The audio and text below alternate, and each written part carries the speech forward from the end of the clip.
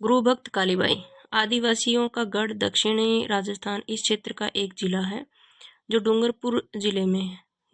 इस जिले में एक गांव है रास्तापाल। आज़ादी से पहले यह कोई सरकारी स्कूल नहीं था यहाँ पर। उन दिनों यहाँ एक पाठशाला चलती थी, इसे प्रजामंडल चलाता था। इस पाठशाला के संरक्षक थे नानाभाई खाट। इसमें शिक्षण का काम करते थे श्री शेंगाभाई रोत। इस पाठशाला में आदिवासियों के बालक भी पढ़ते थे और बालिकाएं भी। इन बालिकाओं में एक भील बालिका भी थी, कालीबाई कलासुआ। उनकी उम्र थी 13 वर्ष। उन दिनों इस क्षेत्र के लोगों पर दोहरी मार थी। एक ओर तो अंग्रेजों का कठोर शासन था, दूसरी ओर सामंत सताते थे। हर व्यक्ति आज़ादी चाहता था। उस समय पूरे देश में आज़ादी की लहर थी। राजस्थान भला कब पीछे रहता। प्रजामंडल आज़ादी का विचार इन पाठशालाओं के द्वारा जन जन तक पहुंचा रहा था। शेंगाभाई जो टीचर थे, बालकों को कभी अंग्रेजों के अत्याचार की कहानियां सुनाते तो कभी सामंती शोषण की। कालीबाई उन्हें ध्यान से सुनती। सुनते सुनते उनका खून खौलने लगता। शेंगाभाई उसके लिए बहुत ही आदरणीय थे। भीलवाला कालीबाई में भी एकलव्य की सी गुरु भक्ति के संस्कार थे। वह भी अपने गुरु की परम भक्त थी। एक बार की बात है, प्रजामंडल के सदस्यों की बैठक चल रही थी। वहां नाना भाई भी उपस्थित थे। नाना भाई कौन थे? पाठशाला के संरक्षक। उस बैठक में उन्होंने प्रण किया था कि जब तक मेरी जान रहेगी मैं अपने गांव रास्तापाल की पाठशाला बंद नहीं होने दूंगा। वास्तव में वे चाहते थे कि हर बच्चे को अच्छी शिक्षा मिले, हर बच्चे के मन में देश प्रेम की भावना जागे। किंतु यह बात रास्तापाल के जागीरदार को नहीं बची। वह नहीं चाहता था कि गांव के लोगों में शिक्षा का प्रसार हो। उसने इस पाठशाला को बंद करने का एक षड्यंत्र रचा। उसने गांव के लोगों की एक बैठक बुलाई। नाना भाई को इस षड्यंत्र का पता चला। उन्होंने घर घर जाकर लोगों को समझाया। एक भी व्यक्ति ने इस बैठक में भाग नहीं लिया। गांव के लोग जब बैठक में नहीं आए तो जागीरदार झल्ला उठा। उसने सामंत की सारी घटना नमक मिर्च लगाकर कह दी। अगले दिन ही रियासत के पुलिस अधिकारी और जिला न्यायाधीश दल बदल सहित रास्तापाल पहुंचे। 19 जून 1947 का दिन था। रास्तापाल की पाठशाला के बाहर एक ट्रक आकर रुका। कालीबाई उस समय खेत पर गई हुई थी। पाठशाला में सेंगा भाई और नाना भाई दोनों ही उपस्थित थे। जिला न्यायाधीश ने सेंगा भाई से कहा, पाठशाला बंद करो, चाबी हमको दो। इस पर सेंगा भाई ने नम्रता से कहा, न्यायाधीश महोदय, आप तो न्याय करते हैं, हम आपके इसी काम को ही तो कर रहे हैं। बालकों को शिक्षा देना तो राज्य का काम है, आप उसे भी बंद करवाना चाहते हैं, यह तो कोई न्याय की बात नहीं है। जिला न्यायाधीश का यह उत्तर सुनकर आग बबूला हो गए। और बोले, तुम मुझे न्याय सिखा रहे हो? छोटे मुंह बड़ी बात करते हो। सिपाहियों, इसे ट्रक से बांध कर घसीटो। इधर वही बात पुलिस अधिकारी ने भी नाना भाई से कही। इस पर नाना भाई ने हाथ जोड़कर बोले, साहब, यह पाठशाला तो प्रजामंडल के आदेश पर चल रही है, आपके आदेश से तो नहीं। आप इसे बंद क्यों करवाते हैं? हमें पाठशाला चलाने दीजिए, इससे तो बालकों का भला ही होगा। पुलिस अधिकारी ऐसा उत्तर कैसे सहन करता? उसके क्रोध का सागर उमड़ पड़ा। फिर क्या था? उसके संकेत पाते ही सिपाही नाना भाई पर टूट पड़े। उन्होंने थप्पड़ों, घूसों, डंडों और बंदूक के कुंदों से नाना भाई को जमकर पिटाई की।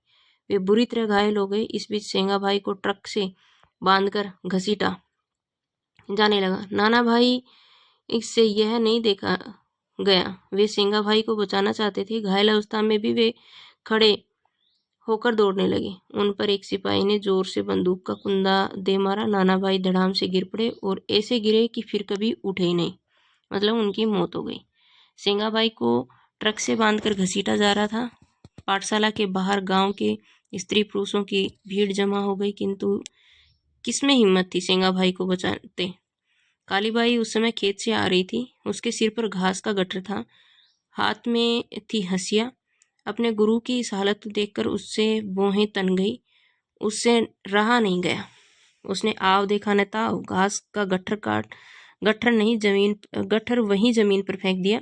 उसने ललकार कर कहा, ठहरो, मेरे गुरुजी को इस तरह घसीट कर कहाँ ले जा रहे हो? यह कहते हुए वह बिजली की तरह ट्रक की तरफ लपकी। उसने ट्रक से बंधी रस्सी को हंसिया से एक झटके में काट दिया। उसके गुरुजी मौत के मुंह से जाने से बच गए, किंतु अफसोस, सिपाहियों ने कालीबाई को गोलियों से भून दिया। उसे बचाने के लिए कुछ औरतें भाग कर आई। उन पर निर्मम पुलिस ने गोलियां बरसाई। एक तरफ नाना भाई का शव पड़ा था, दूसरी तरफ लहू से लथपथ कालीबाई। फिर क्या था? अरावली की पहाड़ियों में भीलों की मारूडोल का मातमी स्वर गूंज उठा। देखते ही देखते हजारों भील रास्तापाल में एकत्र हो गए। विकट स्थिति को समझकर नाना भाई के हत्यारे भाग खड़े हुए। कालीबाई को डूंगरपुर अस्पताल में भर्ती करवाया गया। वहां 40 घंटे बेहोश रहने के बाद उस वीरबाला ने दम तोड़ दिया। कालीबाई तो शहीद हो गई, किंतु उसने अपने गुरुजी को बचा लिया। एक नन्ही ज्योति असमय बुझ गई, लेकिन हजारों दिनों में आजादी की अलख जगा गई। सरकारी राज के संरक्षक, देखरेख करने वाला बाला, लड़की और बालिका, उम्र, आयु, अत्याचार, ज्यादती, संकेत, इशारा, निर्मम, निर्दयी और क्रूर। ढोल, नगाड़े, मातमी स्वर, शोक या दुख भरी आवाज।